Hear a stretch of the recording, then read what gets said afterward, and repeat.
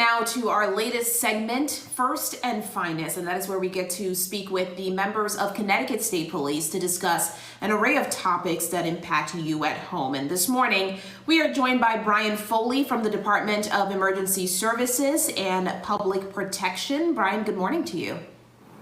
Good morning, Naija. All right, a couple of things to discuss while we have you this morning. First, there was a story we covered, I believe it was on Thursday with Vernon Police, where they were dealing with some sort of suspect situation. And in that situation, they tweeted out and as well as posted on their Facebook for people to shelter in place and go into their basements if possible. Is that unusual for them to ask of that? And what do you know about that situation this morning? So yeah, I'd say that's very unusual. And what happened was there was a wanted suspect of a felony out of North Carolina. When that sort of thing happens, people in North Carolina reach out to people in Connecticut. They determine that the person's there. And then each police department does what's called a matrix when they're going to serve an arrest warrant. And basically that matrix is, they don't just decide willy-nilly whether we're going to come here with a SWAT team or not. They look at a whole system of things and decide how dangerous is this arrest warrant service going to be.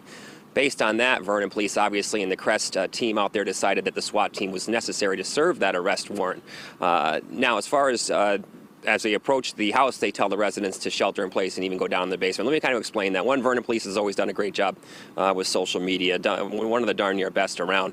But keep in mind, this is in the Rockville section of Vernon, which is a more populated area. Where is everybody right now? Home. Where are all the kids? Home. They're not at school. This is what, 9 or 10 o'clock in the morning? All the kids are home, so why not take that extra step, notify the citizens what's going on, and to maybe shelter down in your basement if possible, because they know a gun was involved. They know the SWAT teams going there. The potential for gunfire is much greater than on any other any other circumstances. And plus, as a resident, if I looked out my window and saw the SWAT team running around the neighborhood, I'd probably want to know why and what was going on.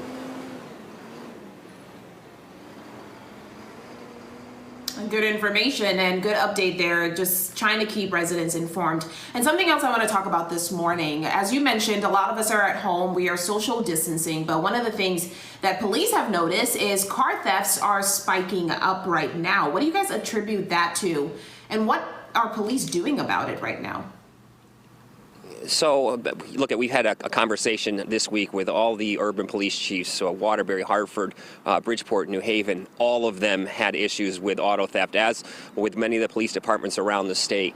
So what we kind of attribute it to, again, it's coming down to this whole COVID effect that's going on. Kids are not in school, and any kids that are somewhat wayward, and let me pause this for a second and tell you that a lot of these auto thefts are with juveniles. And some of these kids that need that daily structure, that do well with some structure, they're all home right now, and some of them might not have the most positive environments at home.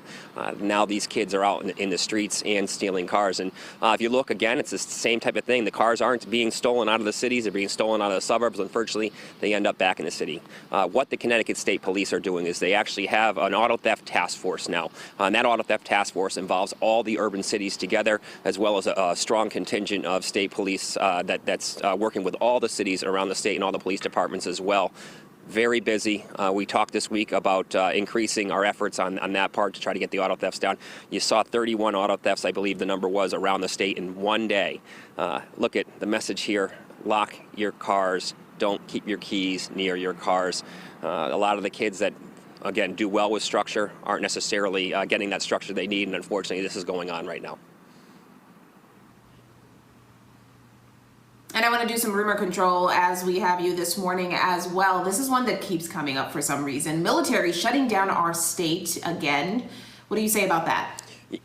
No, not true. Look, that was a rumor where it was with the police were going to lock it down, and the military is going to come out and make sure that everyone's staying in their houses, checking people's passes on the roads. This sort of thing just is not happening. In fact, the Connecticut National Guard is doing a million other things other than that. They put up 2 hospitals in 2 days. Just this weekend, the Stanford Hospital had been what we call mothballed, which means the hospital wasn't being used anymore. Well, the Connecticut National Guard went there, shook all the mothballs out, and they got that hospital back up and running again. And look, this is all done out of the Division of Emergency Management right here in the Connecticut Armory. Division of Emergency Management sets all this stuff up. Let's say like, all right, so you need a hospital. That the hospital said they're going to overflow and we need places to put them. The Division of Emergency Management coordinates that with the National Guard, with FEMA if necessary. If you have domestic violence increasing and the shelters need more resources for women that are in domestic violence situations, the Division of Emergency Management acts as an arm for every state department to get those resources around. So a real big coordinated effort. There is no military shutdown of the state. I wish that would stop showing up on social media. Please, people, stop doing it. And while I have it for one more second, we need volunteers so bad, Aish. We need everyone to step up. The Connecticut State Police has a blood drive going. They've done an amazing job with the blood drive down at the Police Academy. There's one on Monday afternoon. We need people to step up, not just nurses and doctors. Now you're going to see this week a push for just general volunteers, bringing food to the elderly, doing all sorts of things around the state. There's so many opportunities for volunteers. If you're sitting home, please, now's the time to sign up and get involved and help people. All right, Brian, thank you so much. Brian Foley from the Department of Emergency Services as well as Public Protection. Always a good conversation with you, Brian. Thank you. Thanks, buddy.